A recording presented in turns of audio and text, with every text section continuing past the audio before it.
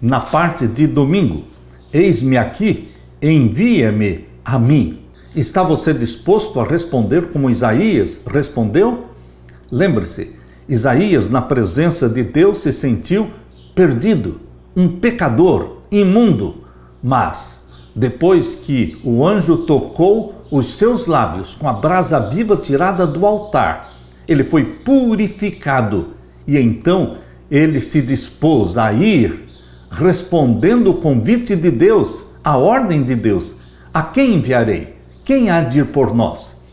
Isaías respondeu, e Deus está esperando a sua resposta também, meu irmão e minha irmã. Uma igreja decidiu reformar um porão antigo para criar um novo salão de reuniões sociais.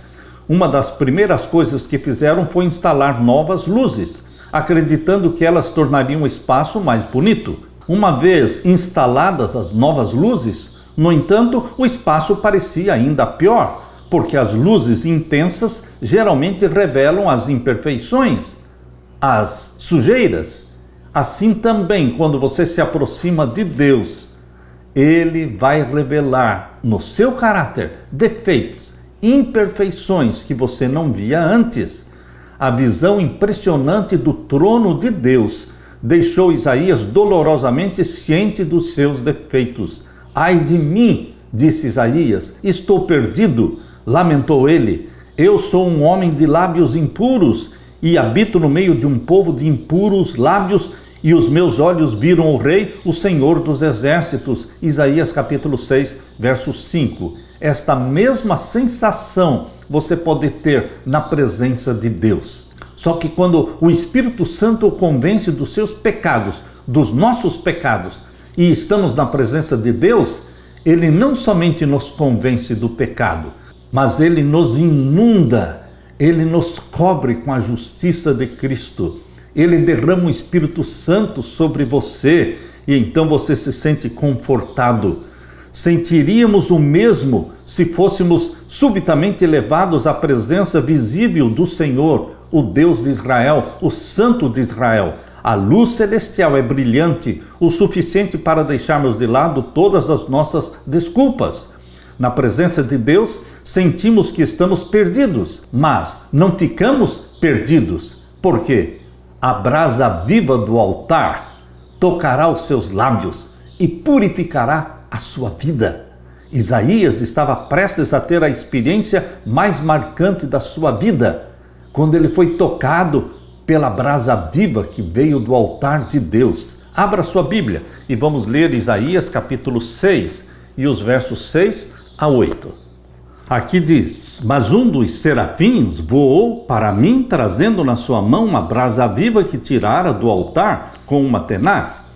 E com ela tocou a minha boca e disse: eis que isto tocou os teus lábios, e a tua iniquidade foi tirada, e purificado o teu pecado. Na presença de Deus, você se sente pecador. Diante da luz divina, nossos defeitos de caráter se tornam gritantes. Mas Deus também nos toca com a brasa viva do altar e diz: teu pecado foi tirado e você foi purificado. E então o verso 8 diz: depois disto ouvi a voz do Senhor que dizia: a quem enviarei e quem há de ir por nós? Depois de Isaías ser tocado pela brasa viva, purificado do seu pecado, então Deus o convidou, perguntando: a quem enviarei? Quem há de ir por nós? Então Isaías respondeu: eis-me aqui, envia-me a mim. Isaías foi purificado quando um serafim pegou uma brasa viva do altar e tocou com ela a sua boca. Provavelmente era o altar de incenso, onde a intercessão era feita pelo povo de Deus. A Bíblia fala sobre o altar de incenso no santuário celestial. Abra sua Bíblia em Apocalipse capítulo 8. Apocalipse capítulo 8, nós vamos ler então os versos 3 e 4. Aqui diz: e veio outro anjo e pôs-se junto ao altar. Este anjo junto ao altar de incenso no santuário celestial é o anjo do concerto. O anjo da aliança é Jesus Cristo. E veio outro anjo e pôs-se junto ao altar, tendo um incensário de ouro, e foi-lhe dado muito incenso para opor com as orações de todos os santos sobre o altar de ouro que está diante do trono. E o fumo do incenso subiu com as orações dos santos, desde a mão do anjo até diante de Deus. Jesus Cristo é aquele que intercede junto ao altar de incenso, no lugar santo do santuário celestial. O altar de incenso está diante do trono de Deus. Assim como no santuário terrestre, o altar de incenso estava diante da cortina. Tinha a cortina que separava o lugar santo do santíssimo. E depois da cortina vinha então o Santíssimo. Ali estava a Arca do Concerto com os 10 mandamentos. Ali se manifestava o Shekinah, a glória divina. O altar de incenso estava diante do trono, representado pela Arca do Concerto com os 10 mandamentos. Assim também no santuário celestial. O altar de incenso está diante do trono, mas o altar de incenso pertence ao lugar santo. E o trono, a sala do trono, é o lugar santíssimo do santuário celestial. Jesus intercede por você diante do Pai. Ele é o nosso intercessor. Ele é que levanta diante do Pai as mãos, mostrando os sinais dos cravos. E Jesus diz: Pai, meu sangue, eu derramei o meu sangue por este filho, por esta filha. Eles me abraçaram como Salvador. Perdoa os seus pecados. Os pecados de Isaías foram perdoados e ele estava apto a ficar na presença de Deus. Além disso, foi designado para representar Deus perante o mundo. Deus também está chamando você para representá-lo diante do mundo. Os homens e mulheres, o mundo pecador está em miséria. O mundo está um caos e eles procuram contemplar o rosto de Jesus no rosto daqueles que se chamam cristãos.